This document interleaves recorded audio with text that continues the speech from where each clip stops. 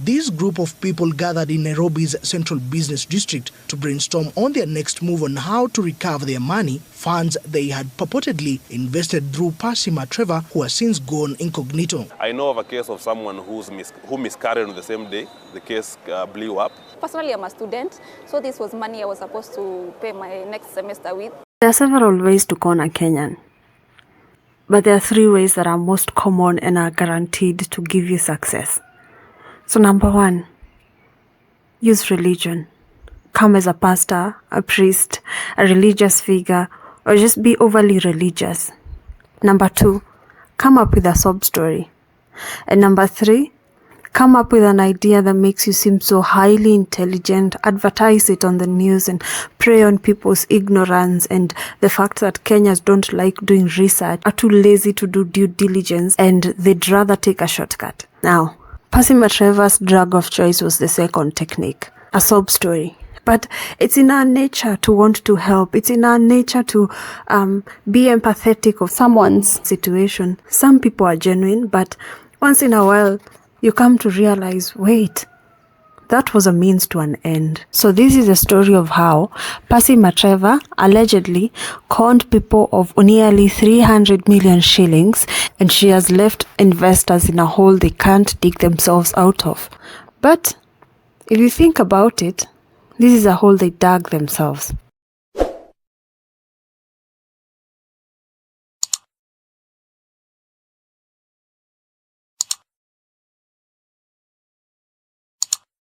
So, Passy Travor captured people's attention when she came out and declared she was positive in 2022.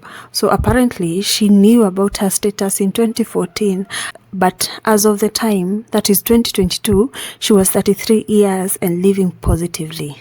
So around Thursday, going on till Saturday, 22nd to 24th of August, people woke up to messages like, it seems Passy Travor called many. Not just one, not just 2. Alafu we had people as influencers, Aworo. Another post was by Breokut, and they said, yes, we were scammed. Yes, multi-million shillings, 200 to 300 mil gone to the birds. Yes, customer or bossy is missing.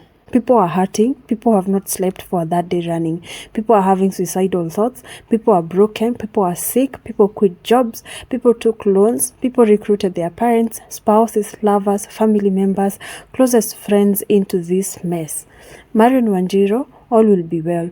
Brick by brick, we will build again. Thank you for thinking about all of us. Thank you for being who we've always thought you are, a true friend. I know how it feels. You gave your all. You offered true friendship to her. She used you to get to us. Sarah Mwende Babi Mkash. And so did she use everyone close to her to get to their families and friends. Collectively, we have lost millions. You can imagine how much more other friend circles, households, families have lost. Sikuangi ng'ombe sana. I saw the red flags from the onset. I asked all the questions that one needed to ask, but again, there is a price we pay for true friendship, in this case a very hefty one. Niliambiwa, unauliza maswali mingi na hiyo one bob yako, na kuna watu wa 10 mil na wamekuwa huko since forever. Tajiri haulizwi maswali. So the other one was, I really want to shut up and be that friend who defends her friends in public, but kwa hii mwache tu nikuwe nyoks. I honestly don't care kama mtaniona mbaya, but Passy Travor, you have done us bad. I am heartbroken, I'm sad, I don't even have the right words right now. What will I do? Na nafaa kurudi hosi next month. What will I tell the friends I introduced you to? Wenye wamekosana na spouses wao watafanya nini? Na wenye walikuwa wamechukua loans. Guy, no. Another Facebook user posted, and this is Marion, and keep this Marion name in mind. So she said, I knew she'd hit the fan when on Monday, Elizabeth Mwende Johnston took a 3-hour flight to the hospital for surgery, which had been scheduled a year ago, and Passy Travor knew it, and I kept reminding her, Mwende is due for surgery.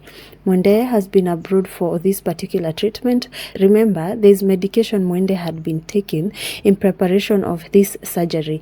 Initially, Mwende had deposited 1.5 in the hospital. She was supposed to deposit another 500,000 before surgery. We stayed up till late hoping for a miracle, but unfortunately, Mwende had to fly back untreated. That, for me, was the deal breaker. Mwende's body is now taking a toll on her and trying to flush out the pre-surgery meds out of her system. We have been good good friends. You all know we have been. If Passy cared, she would have sent Mwende cash she received from friends on 15th. After seeing these messages, that's when the Facebook users knew they had been conned and that Passy was on the run. At this point, you may be asking, how did she get to allegedly scam them? What kind of con was she running? So keep in mind all this is happening in Facebook. And stay with me because this seems like a long con, but it's something so simple and I can't understand why people fell for this. So in 2022, she came out and she said she was looking for investors. Now keep in mind, this 2022 is the same year that she came out purporting and claiming, and I'm not sure if this is true, she came out and said she was positive and she was living positively. So in this same year, 2022, she came out and said, I'm looking for investors, and this is a message she sent out. So 9 months ago, I started selling money as a Shylock. I'm a risk taker in matters business. I started with 200k. Got to a point demand became high, but pesa itoshi. Someone gave me an idea. I can lend money on behalf of others. Like mimi napeana na kudai. They give me 5%. I started with her. Akaongeza 100k. Kidogo more lenders came in, and as at now we are calculating 2 million a month. 1 billion ndio yangu. 1 million ni ya watu na wako tu hapa kwa hii wall. In less than 1 year, the highest lender is at 200k and the least 10k.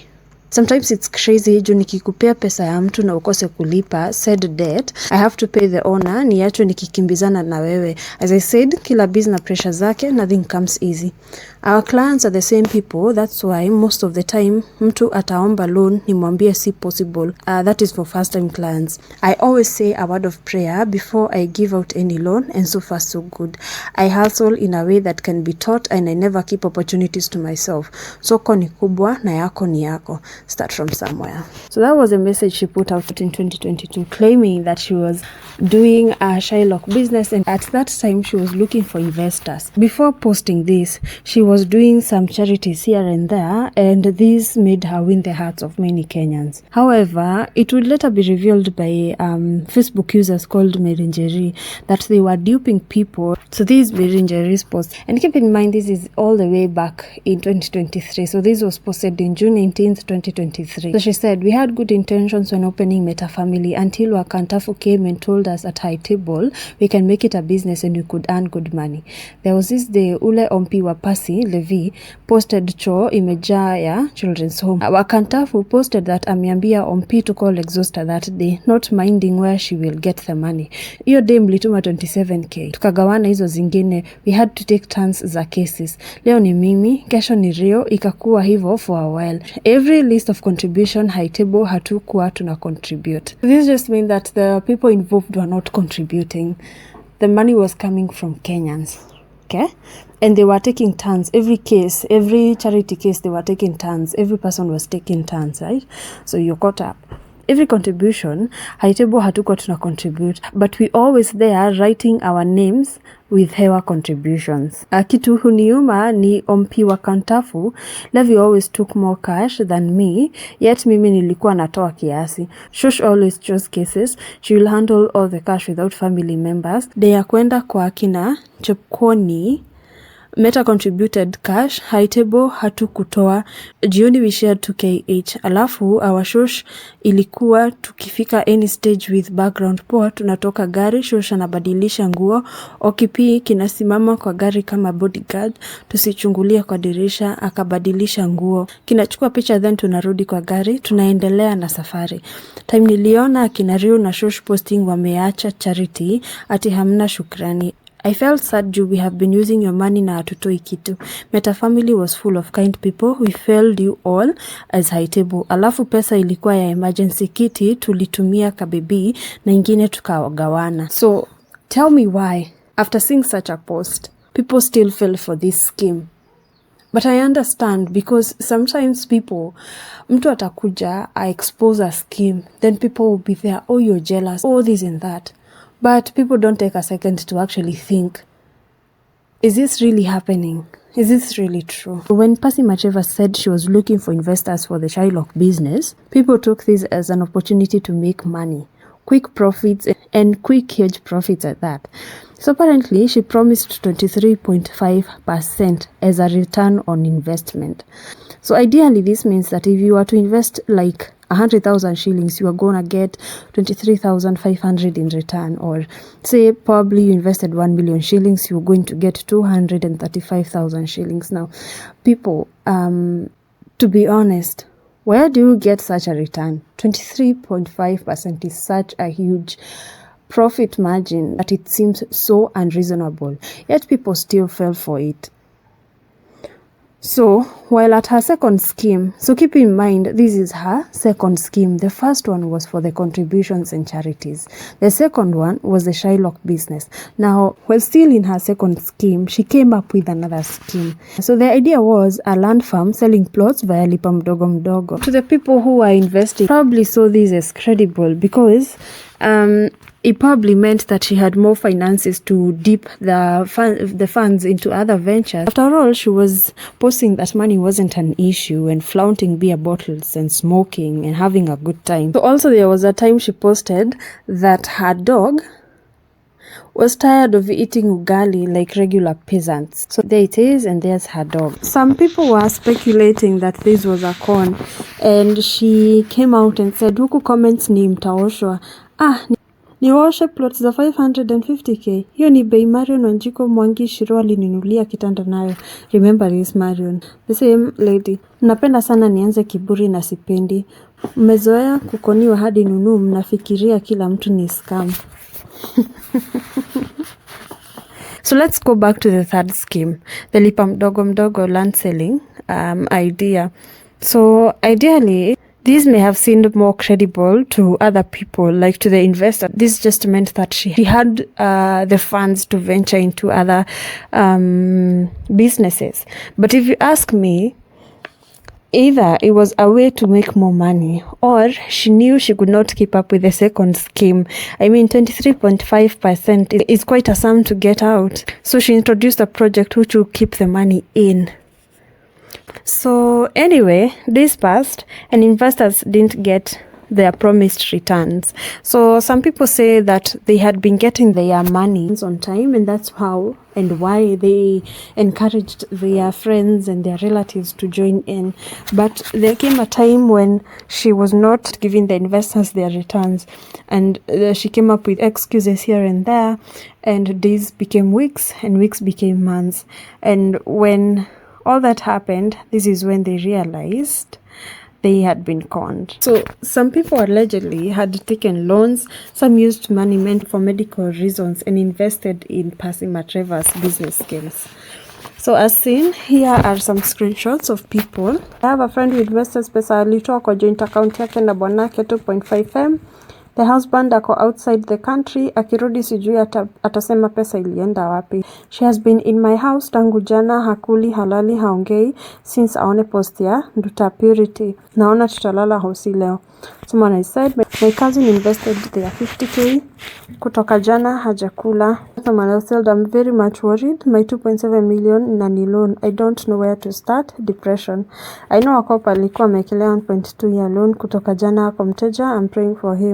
Someone said, bro, 1.5 yangu ya cop na kalia deposit nirudi nyuma ya ID. As I mentioned earlier, some people even introduce their friends and relatives to the scheme. So here's a comment from Sam who did so. Morning guys, I've been forcing myself to be okay, posting memes, but reality inahit mtu pole pole. Acheni mimi niwaambie what happened and what I have to deal with. Passy told us to start a challenge ya lock account. Kuna watu wameweka daily, monthly, so kila mwezi alikuwa anauliza followers how much have you saved. Alafu anapost screenshot yake, alafu sisi ngombe tunafanya hivyo pale kwa comments. I used to show mine, alafu after ameona nimefikisha 430 akanishow ni invest ndio by the end of the year ninunue kagari.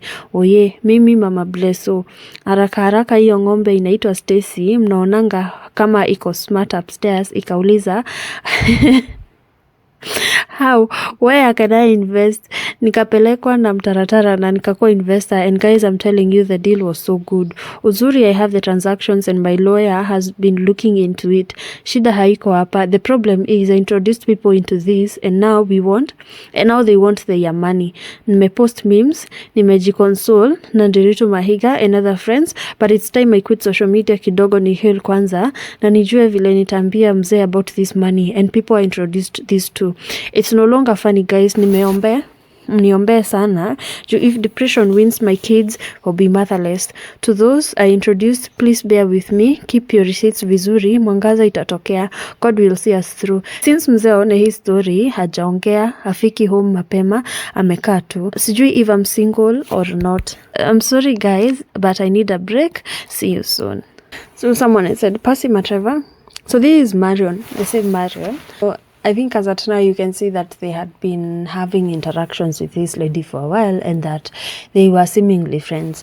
So she said, so Marion says, Passy Trevor, I hope you are well wherever you are. I had pure intentions when I came into your life. I gave it my all. I loved you in the process. We spoke much.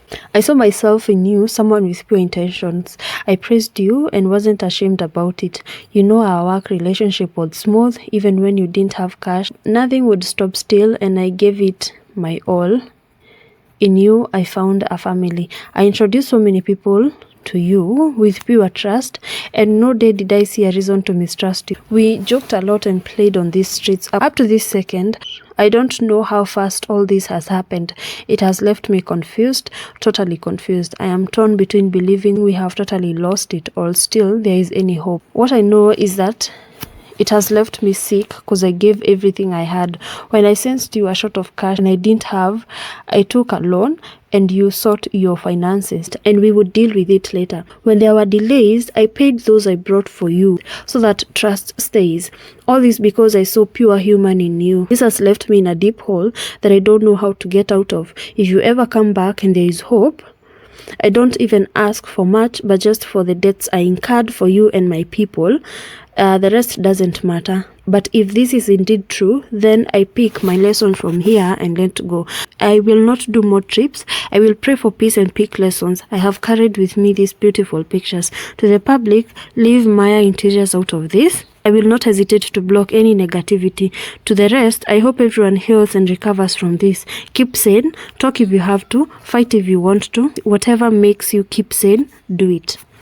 So remember, this is Marion, the Marion who had apparently bought her 550,000 shilling bed, right? So apparently, so it just seems that they were so much of friends, and she duped even her closest friends. This other message came from a lady called Karoka Baby. I think this is the lady they had been contributing to earlier, and they probably kept friends, but she said, and I had read this earlier, I really want to shut up and be that friend who defends her friends in public, but kwa hii muache tu nikuwe nyoks. Honestly, I don't care kama mtaniona mbaya, but Passy whatever you has done us bad. I'm heartbroken, I'm sad, I don't even have the right words right now. What will I do? Na nafaa kurudi Hosi next month. What will I tell my friends I introduced you to? Wenye wamekosana na spouses wao watafanya nini? Na wenye walikuwa wamechukua loans. Kai no. Another person who had possibly invested as well said, mnaniambia nilie nitoke, mnajua wazazi wangu wamenitegemea, mnajua mama yangu anajua tu ni mimi out here. Passy Trevor, ungenihurumia mimi uniache haki. How much have you entrusted me with? Ungeniambia huko sawa. I swear hata kama sina pesa tungetafuta solution aki. Why did you have killed me at a very young age? So I don't know if these people or we generally as Kenyans are too gullible and too empathetic that we fall for these schemes, or we are too money hungry in such a way that when we hear a get rich quick scheme, we fall into it. To keep up with her alleged con, Passy Trevor would edit the transaction messages. So as you can see here someone said, wewe huoni group of investors tumerealize tulikuwa tunatumiwa the same texts. So I'll zoom for you a bit and you'll see that one message was sent to BM, someone BM, and the other one to Mwangi. So one message is forwarded and one is sent. So the message from Mwangi was sent and then hii ya BM iliforwardiwa. So like 400,000 shillings has been successfully sent to Regina Mwati Gashie. Then there's a reference code. So the other one is 450 has been successfully sent to Regina Mwati Gashie. Then the reference code. And honestly, you can see that the reference code is the same. The date is also the same. The time is the same. Oh God, oh God, oh God, oh God. So that's how she used to keep up with this con, so that people keep investing and keep investing. But I'd say that in every con, in every scam, you'll see some signs, but maybe we are too blind to actually see, or we are in denial that pesa yetu ni kama inapotea. You see, so there were some hints, and here are a few that I gathered. So number one, 23.5% is a huge profit margin, and I don't know why people would fall for this. Then number two, there were so many investments here and there, like kuna hii ya charity, kuna hii ya Shylock, na kuna tena hingine ya lipa mdogo mdogo. I don't know why in a span of how many others, 2 years, you have a whole 3 schemes, and kwa kila scheme kuna someone coming out saying this may not be right, this may be a scam, and people still do not believe. I don't know why. So besides that, there was also a t-shirt she won, and netizens said that this was a sign for people, but people did not take the hint. So the t-shirt reads deals ni mingi, shida ni DCI, and this is the t-shirt she's wearing. Well, besides that, there's also a time when she commented, and I do not know if people did not realize these are him. Mi nayo ntawasumbua msahau madeni yenyu niko nayo. So apparently this is a pot with a cat inside, maybe claiming witchcraft and something, I don't know. After all this, netizens have had different reactions, and a netizen reminded people of the Saiton saga. Acha niwape story ya Saiton Investment. In June 2021, Saiton Investment sank with investors' money, 123 million shillings. What happened? Saiton Investments created a very high yield fund in 2019, roughly 20% return, with an aim of raising up to 30 billion from high net worth investors. Did Saiton do anything illegal? No. They funded long-term projects with short-term capital. Time manipulates risks. The company would no longer pay out both the interest and principal amount. The fund had been restructured. Chaos erupted. Single mothers cried. Social media went berserk. Those who could afford a lawyer took to the law, and those who could not surrendered to fate. The High Court ordered for liquidation. It was estimated that the investors would only be able to recover 14% of the principal, and this was after 2 years. Alafu kuna nyinyi who invested in unlawful, unregulated scheme, nataka mpate Passy Travor leo. Kesho alipe 300 million na tena alipe yote. It's not realistic. Labda 5% each after 10 years. So another netizen commented, huyu ameosha watu mwosho moja safi na akaingia nyasi, anajiita Passy Travor, 300 million safi. Oh my God. There's something else. Before going MIA, there's something she posted. Her own words, and I quote, she says, June, July and August, nitapeana story soon. The only difference with my worst year, 2017, is that I have a very beautiful home I can sleep. Lakini usingizi hakuna. Jana is the only time nimelala more than 5 hours in the last 5 days. I have lots of food. Appetite sina. Can't remember the last time I had a proper meal in the last 5 days. So she also had a social media, I think this is a WhatsApp status message or something, or is it via Facebook? And it says, this backlog has really taught me a lot. Main one is kuna watu wataelewa pesa yao ikilala because of days they get money before time over the years. Others hata siku moja uwezi wasikiza, but again I understand them, wakona pressure pia, so I'm forced kuruka wengine ni sort wale wa pressure. Saa zingine sijui hata tuko date gani because I'm all over all day. On that note, I'm making major changes come next month between 5th and 15th. If I tell you we take a break, I hope you will understand. I have done crazy transactions last 1 week and it's raising eyebrows. If you know, you know. Ha.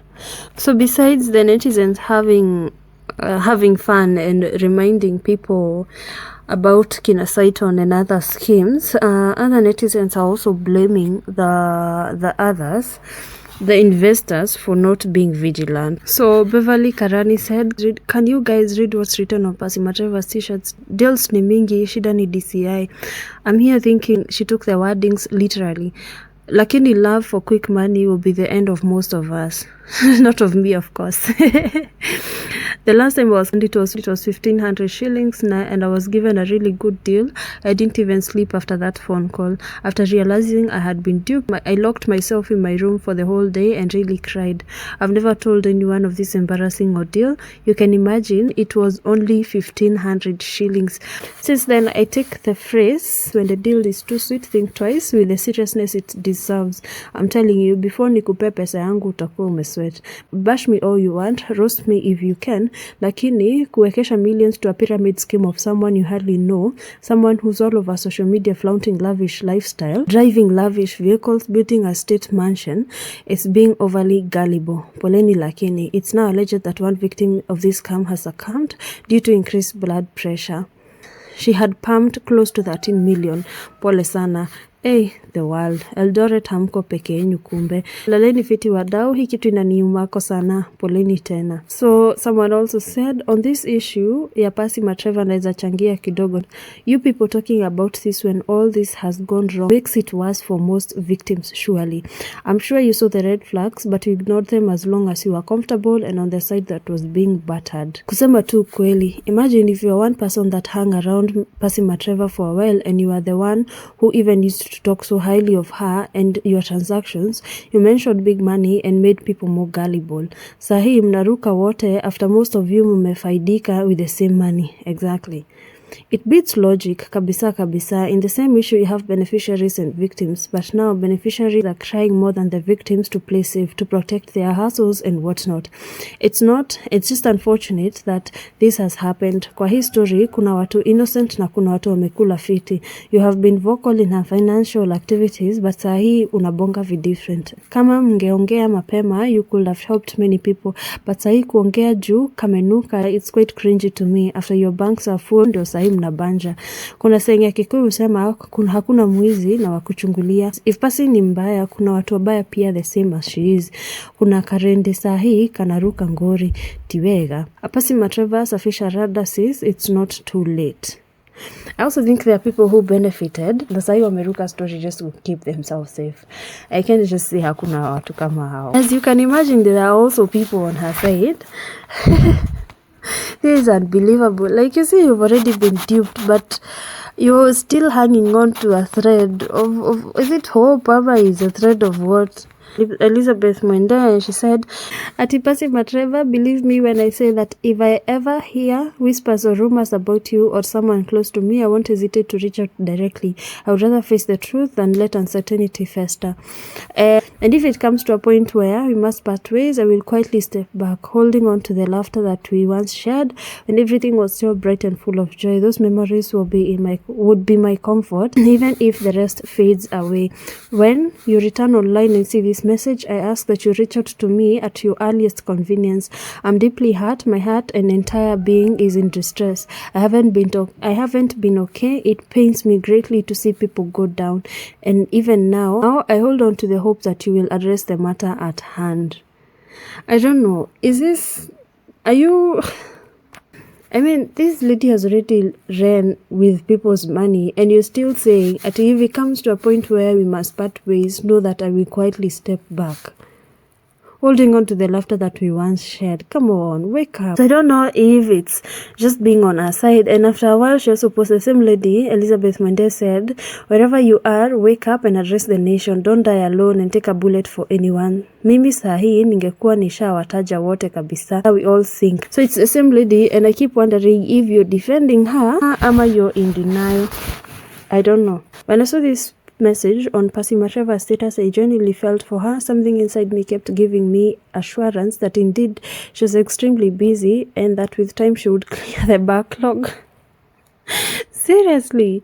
Yani, I even gave an opinion when she asked kama watu watakubali kupewa na checks. It's beyond It's beyond sad to imagine that people are now being hospitalized while others are running mad, not knowing their next step. I just wish she comes out and pays is all that she owes us. Tupate amani rohoni. Is it that you have lots of money that this doesn't pain you, that someone is not responding to you after taking your money and you're still keeping up hope that they're going to return and give you back your money? She has gone MIA. I don't know if you're still defending her, if you're still in denial. I don't even understand. If it were me, I think, I don't know. If it were me, I'd be going mad. So I don't understand when people are sympathizing with her. Anyway, people respond in different ways. Someone has said, don't tell me nobody noticed Passy Trevor's deals amongst all her friends. The others had. I also feel like some of the people she was close to are hiding something. They probably have their own pay. And they have decided to just keep quiet for their own sake, but they're enjoying the money. So there's also a time when Marion, the same lady posted, the friend, the one who took out loans, the one who paid people with her own money, and she once said, kumbe behind the scenes walikuwa wanapanga waende Mombasa. Passy Trevor na Kevo Super mliona nikiingia bahari maji yote itaisha, sindio? Alafu mrudi kusema hamna pesa. So imagine putting your money into an investment and you take out loans for someone and you also pay off some people with your own money, waiting for Passy Trevor to give you back your money, only for her to post that she's going to ghost and she's not taking with her. Like, she's not considering you a friend as such. To you, her friendship is wewe kumsaidia kwa hii busy yake, or rather kwa hii alleged scheme yake. So apparently here are pictures of the lavish house she's staying at. And this is the house she's not finding sleep in.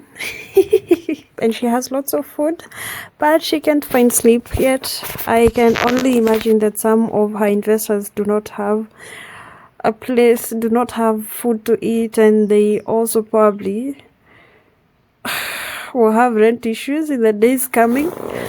And they probably won't even have a place to stay.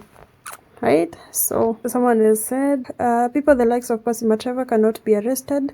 How far did we take Gakuyo? That other haste man from Eldoret alipelekwa wapi? Just come to terms with the fact that your money has drunk water, then call yourself up a meeting, ujipige kofi moja wazimu, na ujiite pumbafu. As of now, no one knows where she is, and some people are claiming that she's in Sudan, at her mom's place, hiding there.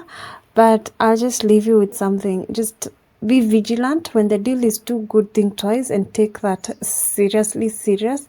I know it has been said so many times, but keep that in mind.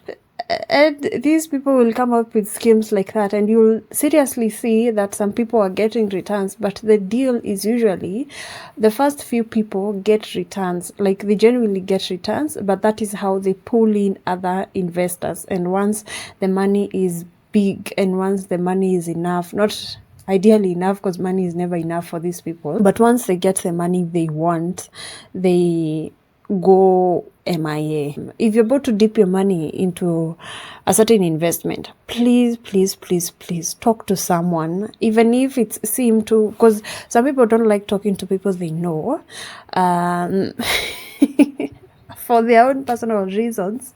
But please talk to someone and ask for a thought from them. And if not, do your due diligence. Involve a lawyer if possible. Just do your research and do your due diligence.